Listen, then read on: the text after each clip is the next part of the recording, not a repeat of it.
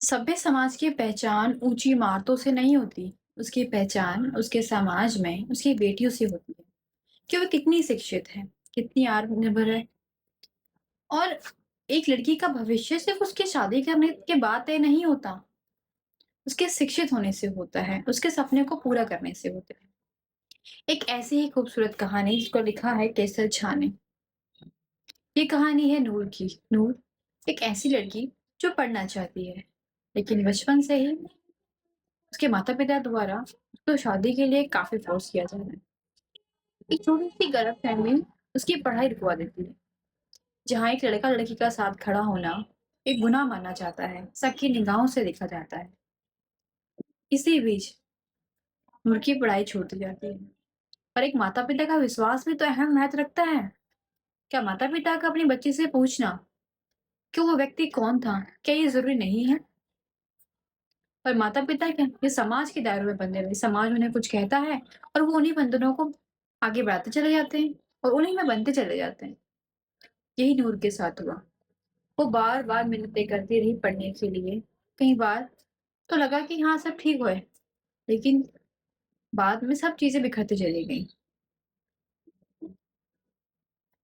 एक माँ जो खुद उसी ज़िंदगी को जी रही है, उसकी भी कई ख्वाहिशें थी, लेकिन फिर भी आज वो उसी तरह से ज़िंदगी बिता रही है और वो जानती है आने वाला भविष्य भी मेरी बेटी के लिए ऐसे हो सकता है, लेकिन उस माँ का क्या करे जो समाज के बंधनों में बंधी है। आखिरकार उनकी शादी करा दी जाती है। शादी के बाद सपने होते हैं कि मैं कुछ कर पाऊँगी, पति द्वारा साहस दिखाया जाता है, पर अंत में वैसा नहीं होता।